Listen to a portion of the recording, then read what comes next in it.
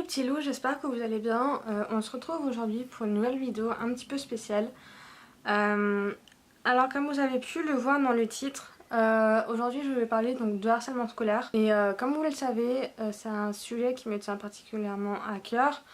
Comme vous avez pu le voir en fait dans un de mes articles sur mon blog, il s'agit donc de mon premier article blabla sur le harcèlement scolaire. Je vais vous mettre le lien en barre d'infos si ça vous intéresse. Et du coup ma vidéo va se départager en 4 parties, il me semble. Donc tout d'abord je vais vous donner une définition, puis mon témoignage. Ensuite je vais vous donner donc 2 témoignages. Et pour finir donc je vais vous lisser un petit peu mes solutions et quelques numéros verts. Donc c'est parti.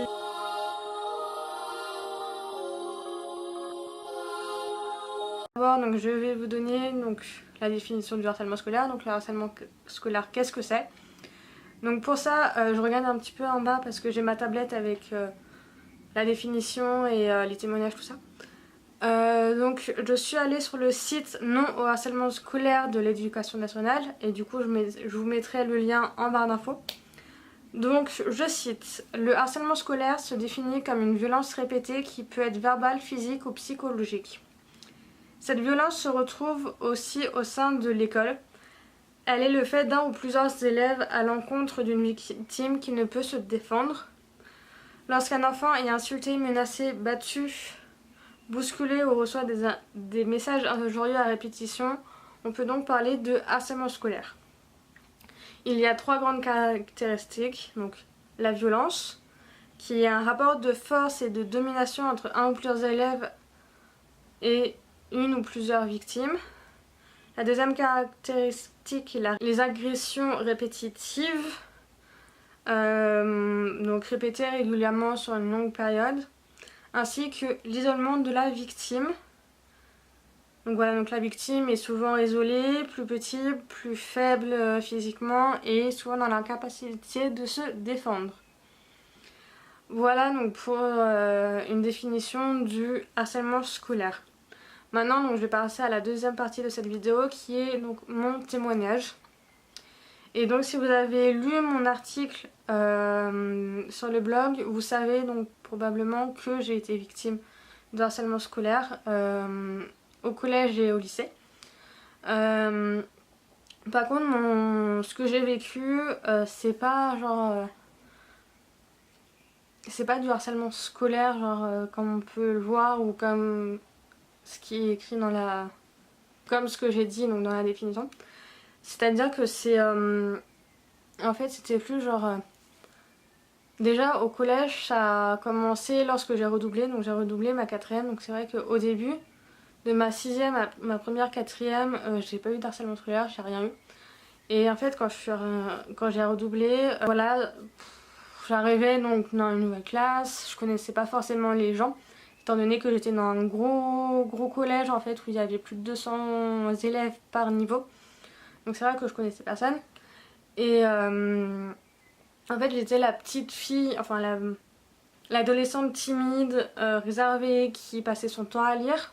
Donc c'est vrai que en 6ème, 5ème, 4ème ça allait. Et quand j'ai redoublé c'est vrai que les gens ne l'ont pas forcément compris. Et du coup c'est vrai que j'avais pas beaucoup d'amis. Et j'avais du mal à me faire des amis et du coup c'est vrai que à ma 2ème, 4ème ça allait mais j'étais vraiment quand même un peu toute seule tout ça. Et voilà, et j'ai très vite compris qu'il y avait certaines personnes qui m'aimaient pas. Et j'ai jamais compris pourquoi. Et donc c'est vrai qu'à ma 2ème, 4ème ça allait mais je sentais que bon ça allait pas. Et c'est vrai que j'avais une amie dans ma classe et à la fin de l'année j'ai plus de nouvelles. Voilà, donc la vie du jour au lendemain, voilà, on se parlait plus, tout ça. Après je suis passée en 3ème et dans ma classe de 3ème, je suis tombée donc sur une classe où j'avais plusieurs personnes qui je savais ne m'aimaient pas. Et du coup c'est vrai que pendant toute l'année, voilà, dès que je passais à côté d'eux, ils rigolaient, ils faisaient des bruits bizarres à mon encontre. Enfin, bizarre. Enfin, ils faisaient des petits bruits avec la bouche, genre... ce genre de truc, genre pour bien me signifier qu'ils voulaient pas que je passe à côté d'eux, quoi. Et Après je sais que genre il disait certains, enfin qui parlait sur moi, je savais pas, enfin je savais qu'il parlait de mon physique. Parce que bon, j'ai quelques petites rondeurs, tout ça. Et bon, bah, je sais que je suis pas la plus belle fille au monde, mais bon, voilà, donc je savais qu'il y avait des petites remarques derrière moi. Mais c'est vrai qu'il n'y a jamais vraiment eu trop de choses en face, en fait. Et voilà, donc ensuite, en seconde, je suis passée donc, en seconde générale et j'étais en fait dans le même institut. Enfin, c'est que là où j'étais, en fait, ça faisait de la maternelle jusqu'au lycée. Du coup, moi, j'ai passé mon collège et mon lycée dans cet établissement-là. Du coup, en seconde, j'étais toujours avec... Enfin, les gens qui m'aimaient pas, donc en quatrième et troisième, ils étaient avec moi en seconde, mais ils étaient pas dans ma classe. Donc en fait, c'est qu'on était 200 élèves par niveau, du coup, en fait, on se retrouvait rarement avec tout le temps les mêmes personnes. Surtout que beaucoup de personnes de troisième allaient... Enfin, les gens n'allaient pas forcément tous, enfin les gens de troisième n'allaient pas forcément tous en seconde générale, il y en avait beaucoup qui allaient donc en seconde pro ou technologique. Du coup c'est vrai qu'en seconde il y avait beaucoup de nouveaux, donc ce qui fait que ça aide quand même pas mal. Et c'est vrai que c'est en seconde du coup que j'ai rencontré ma meilleure amie. Donc voilà, c'est en seconde en fait, j'ai eu ma meilleure amie, je suis tombée donc sur d'autres personnes qui sont devenues mes amies. Et je me suis fait aussi des amis qui n'étaient pas dans ma classe mais qui étaient quelques années au-dessus, enfin quelques classes au-dessus, dont mon meilleur ami qui était en terminale à l'époque. Et voilà, donc en fait au lycée ça allait, moi j'avais mes potes, du coup voilà, les gens qui parlaient sur moi je m'en foutais totalement, c'était genre, c'était pas important quoi. J'avais mes amis, voilà, tout le reste ça passe au-dessus de moi.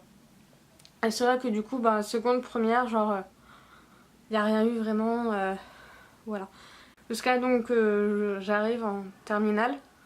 Donc en fait en première terminale j'étais dans la même classe que ma meilleure amie et en fait j'étais en STMG. Et en fait, pardon, il y avait deux classes d'STMG, du coup on était avec les mêmes personnes. Et en fait c'est une nouvelle donc, qui est arrivée en première en STMG et qui m'a pris en grippe. Donc la première année genre il n'y avait rien. Et c'est vrai qu'en première il n'y avait rien et en terminale c'est vrai que c'est à ce moment-là où elle est venue régulièrement vers moi pour me dire, pour me dire donc des méchancetés, voilà, pour peu pour m'insulter tout ça, mais j'arrivais à riposter en fait parce que en fait voilà, moi j'étais avec ma meilleure amie, du coup en fait toutes les deux, enfin voilà, c'est qu'on l'aimait pas non plus, donc on se renvoyait les balles, donc voilà, en fait c'est vrai qu'au lycée j'avais un peu d'harcèlement, mais ça passait vraiment par-dessus moi arrivant au lycée. Voilà, donc voilà pour mon histoire, donc il n'y a rien de très marquant. Après c'est vrai que maintenant enfin ça m'a pas marqué, mais c'est vrai que quand je passe devant un lycée et que j'entends les gens rire, j'ai toujours un peu peur qu'ils rient de moi, tout ça, mais voilà. Maintenant du coup je vais passer à la troisième partie de ma vidéo qui va être une partie assez longue étant donné que j'ai récolté deux témoignages. Parce qu'il faut savoir, donc comme vous avez pu le voir dans mon article si vous l'avez lu, j'ai une page Facebook et un groupe Facebook qui s'appelle contre les violences scolaires. Donc je vous mettrai les deux liens en barre d'infos. Et du coup j'en ai parlé sur le groupe que j'allais faire cette vidéo là et j'ai demandé donc des témoignages. Et du coup j'ai plusieurs personnes qui m'en ont envoyé, donc je les remercie beaucoup et j'en ai sélectionné deux donc je vais vous lire, donc je vais regarder un petit peu ma tablette du coup parce que je les connais pas par cœur. Et du coup je les ai pris tels quels, donc ça veut dire que dans la discussion, dans le récit je vais dire je, mais c'est pas moi directement, c'est les personnes en question. Donc pour le premier, tout a commencé en CM2. J'avais des béquilles mais pas de plâtre, j'avais un souci au pied et qui dit plâtre, qui dit béquille sans plâtre dit menteuse, donc je me suis fait beaucoup critiquer. Une fois, 3 filles ont défoncé la porte des toilettes de mon école primaire pour me taper. Ensuite, j'ai eu une première tentative de suicide, j'ai donc été à l'hôpital pendant quelques jours. Ensuite, au collège, les mêmes personnes, les mêmes problèmes, enfin pas ceux des béquilles mais des problèmes de gamins. Je n'ai plus voulu aller en cours, donc j'ai été déscolarisée dans mon nouveau... Donc j'ai été déscolarisée. Dans mon nouveau collège, personne ne m'aimait, j'étais seule. En cinquième, 2 tentatives, puis hospitalisation durant 3 semaines. En quatrième, j'ai fait une 3e tentative qui a failli aboutir, mais que personne n'a su. Après, ça allait mieux. Et cette année, gros souci sur les réseaux sociaux, dont un qui est trop compliqué à expliquer à l'écrit. Et en gros, je me suis fait insulter de tous les noms de personnes que je ne connaissais même pas, de pute, de salope, va te suicider, crève, etc. Et maintenant, les élèves de ma classe se retournent contre moi et me critiquent constamment, derrière mon dos ou même en face. J'ai été en parler à mon principal, mais aucune réaction vu que c'est bientôt la fin de l'année. J'ai quand même affolé certains de mes surveillants car des élèves leur auraient dit que je voulais tenter de mettre fin à mes jours. Voilà, donc c'est une élève, si j'ai bien compris, elle est en 3e, du coup cette année, et elle vient de m'envoyer le message, donc en fait elle est toujours dans le harcèlement scolaire. Là donc je vais vous dire un deuxième témoignage d'une fille que je connais bien, du coup maintenant avec qui je discute régulièrement via mon groupe. Voilà. Donc j'ai aujourd'hui 17 ans et je suis en terminale L. Je ne me considère pas encore comme une ex-victime du harcèlement scolaire. D'autant plus que je pense qu'on n'est jamais réellement des ex-victimes. Il y a toujours des marques plus ou moins présentes de cette période. J'ai envie de témoigner pour partager mon expérience, pour montrer à ceux qui sont dedans qu'on peut s'en sortir même si cela prend du temps. J'ai été victime de harcèlement moral et physique pendant 1 an, que ce soit dans l'enceinte du collège ou à l'extérieur. Et après, pendant les 4 années suivantes, j'ai surtout été victime d'une sorte de rejet. Les insultes étaient beaucoup moins présentes. La pire année aura été pour moi mon année de 6e. Cela a été également la pire année de ma vie, suite à plusieurs soucis, mais ça c'est notre histoire. J'avais alors 11 ans et je venais d'arriver dans une nouvelle région. Et j'ai donc fini dans le collège de secteur qui s'est avéré être très mal fréquenté. J'avais tout pour moi, nouvelles élèves, isolés, bien habillés. Ils étaient pour les 3/4 en jogging, et un peu trop doués et actifs en classe. Au début, ça a commencé à l'extérieur, je me faisais insulter par des gens que je ne connaissais même pas. Puis, à la rentrée, ça a commencé au collège, je me faisais insulter. Ils étaient une dizaine par groupe, pas tous du même groupe. Ils m'avaient trouvé plusieurs sobriquets tirés de dessins animés à cause de ma coupe de cheveux, Mowgli, Dora, etc. Parfois, cela durait pendant 1 heure sans cesser sous le nez des surveillants en salle d'études, avec des phrases du genre « Et la célébrité, ça fait quoi ?» Puis, petit à petit, il y a eu les boules de papier mâché, les bousculades et les croche-pattes. C'était partout, dans les escaliers, dans le couloir, dans la cour, mais surtout à la cantine lorsque j'avais mon plateau dans les mains. Et même lorsque je mangeais seule face à un poteau comme à mon habitude, il leur arrivait de venir me voir et m'embêter. Ma mère ne s'est rendue compte de rien jusqu'au 2e trimestre lors de la réunion parents-prof, grâce à la description de mon comportement qu'avait fait ma prof qui ne me ressemblait pas. Mais ils n'ont rien fait de plus car je ne connaissais que 2 de mes harceleuses qui ont toutes les 2 1 heure de colle. Tous les jours, ma mère était obligée de m'emmener au collège de peur que je me fasse agresser. Bien que je pense que sa présence n'aurait pas changé grand-chose, sachant qu'il m'avait déjà insulté en sa présence. Cela a continué jusqu'à ce qu'on me change de collège. J'ai donc fait mon entrée en 5e dans un autre établissement et je pensais que ça allait s'arrêter. Mais non, les premières semaines, j'ai été accueillie par des phrases telles que « cherche pas, t'as pas ta place ici », etc. Je me retrouvais souvent isolée, mais au moins je ne me faisais presque plus insulter ou bousculer. En contrepartie, dès qu'il fallait faire des groupes, j'étais toujours la roue de secours, la dernière à être choisie. Il y a eu plusieurs conséquences à cause du harcèlement scolaire. J'angoissais à l'idée d'aller en études ou à la cantine, même en ayant changé d'établissement. Cette peur ne s'est estompée que très récemment grâce à l'aide de mes camarades de première. Déjà d'ordinaire timide, cela m'a encore plus repliée sur moi-même. Aujourd'hui, j'ai appris à prendre du recul. Il m'arrive parfois de croiser une de mes harceleuses dans le couloir du lycée. Au début, j'avais peur d'elle, mais aujourd'hui, quand je la croise, je me montre forte. L'une des seules choses qui peut me rappeler cette douloureuse période, c'est mon poids. Je suis passée très proche de l'anorexie et encore aujourd'hui j'ai du mal à reprendre du poids, même si je mange normalement. J'essaye également de moins avoir ce comportement de personnes harcelées, repliées sur elles-mêmes et ayant peur de tout, ce qui m'aide beaucoup pour aller vers les autres et pour essayer par exemple de plus participer en cours.